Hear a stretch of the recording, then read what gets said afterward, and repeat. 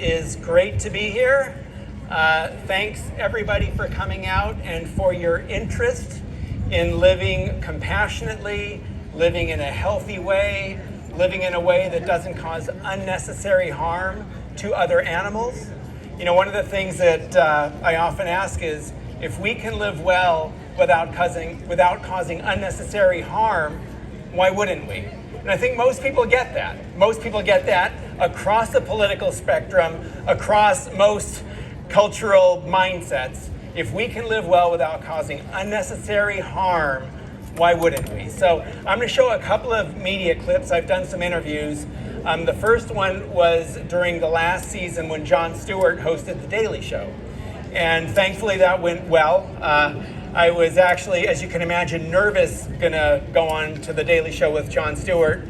But I also heard later on that he was also nervous because if he wasn't nice to me, his wife Tracy was gonna give it to him. So anyway, we've got this Jon Stewart piece we'll start with, and so if we do that, and then I'll talk a bit more, and we got another piece after that from a very different perspective. So I guess we can run it if it's ready. Well, my guest tonight, he is the president and co-founder of Farm Sanctuary. His new book is called Living the Farm Sanctuary Life, the ultimate guide to eating mindfully, living longer, and feeling better every day. Please welcome to the program, Mr. Gene Baur. Sir!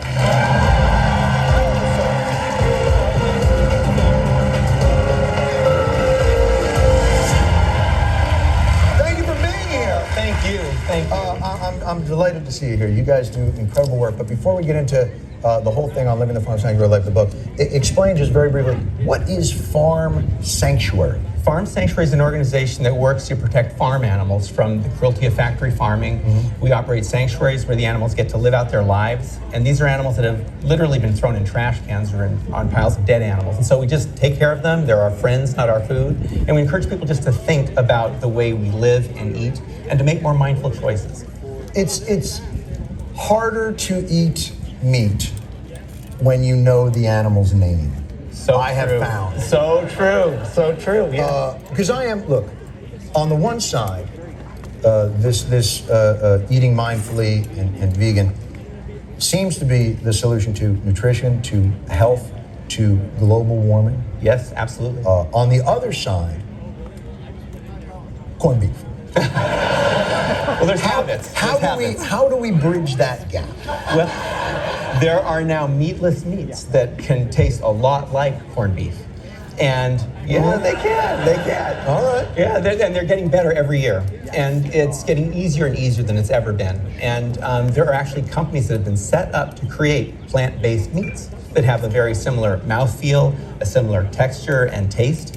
And can I get? But you can also eat beans. You don't need to eat that stuff either. Because if I were to get this, will an old Jewish man yell at me while I eat it, though? That's the corned beef experience I would miss. Yeah, that could happen. You know, it's interesting. So the Dietary Council just released, on the heels of this book, that this vegan lifestyle is sort of the solution to so many of the issues that are going on in the world. We could save 70% on healthcare costs if we shifted to a whole foods plant-based diet in this country. Right. We could save so much in terms of resources, water, for example. Half of the water used in this country is used to raise animals for food. Right. So shifting away from eating animals and eating plants would put a much lighter footprint on the planet. Global warming is a whole other thing, climate change. Animal agriculture contributes more to climate change than the entire transportation industry. So, just by shifting to eating plants, we can have enormous impacts, on animals, on the planet, and on our own well-being. Here's what I love about this book. It's not, I think sometimes those who have adopted this lifestyle can sometimes get a little sanctimonious, or sometimes or passionate group. Very passionate, but can really give you the once-over if they catch throwing down a little bit of, what you call Bacos. I guess you call them Bacos. There are actually Bacos are vegan, believe it or not. Is that true? Yeah. Oh, that should be easy for me then. There's a lot of things that are vegan, but you wouldn't know it. That's the other really cool thing. Gene, I eat a Bacos-based diet. I always have. Now you can do this. Have it on almost everything. But what I like about it is you take into account it's pragmatic. Yeah. You take into account that this is not an easy transition for people, that we have been raised on a certain thing. And there's a lot of things in here that talk about trying just to make small lifestyle changes that can still make a big difference. Very true. And for example, spaghetti and meatballs. You can just do veggie meatballs. Right. Or put veggies in there. So that's an example of what you do instead of hamburgers, right, veggie burgers. Right. Or you can also just eat beans and whole foods, you know, and veggies and fruits. And there's or more. even you say like just do it once a week. Once a week. Meatless Mondays is a great program. Right. Tofu Tuesday, for God's sake. We could do this all day. We could.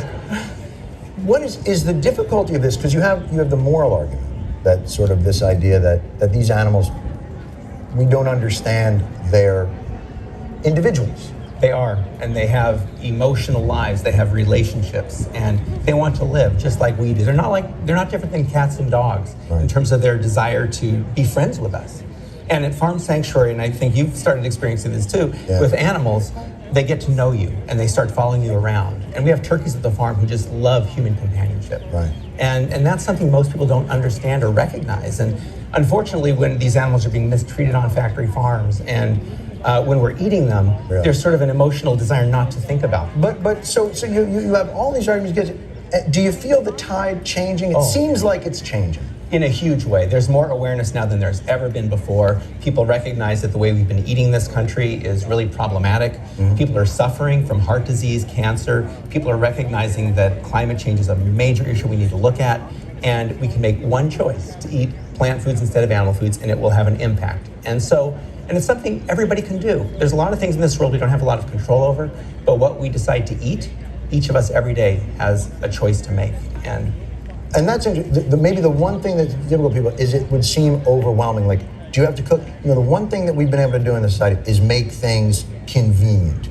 Yes. You can drive up and get just poison in a box, but it's what we got. It's poison fast. in a box. And it, you know, will this lifestyle be able to compete, or will it ever be able to compete if it doesn't have that same kind of convenience? Or is that the next wave? Is that the next thing that's coming? I think the convenience is coming. You have vegan fast food restaurants now that are being established around the country. You have vegan meatless meats, vegan dairy products. You got to come up with a better thing than meatless meats, because that just in terms of sloganeering, we got to do it. I have a delicious meatless meat. Well, that's the next, I think. And non-dairy milks too. Like you go to mainstream grocery stores, there's alternatives to cow's milk everywhere. So it's getting a lot easier.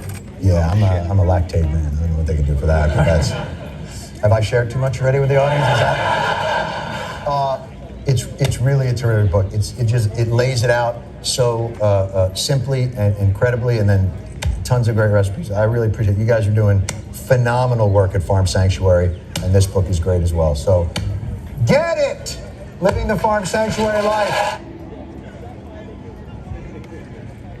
So that was a few years ago when that book came out, and it actually really helped sell a lot of books, so I was very grateful for that. And John and his wife Tracy have their own farm now in New Jersey where they have rescued animals, and they're advocates for plant-based living. And these issues really are reaching more and more people. They are relevant to all of us.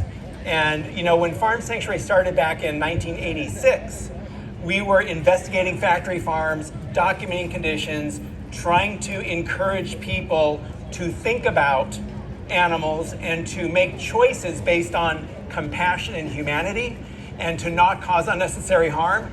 But oftentimes people would say, don't tell me, I don't want to know.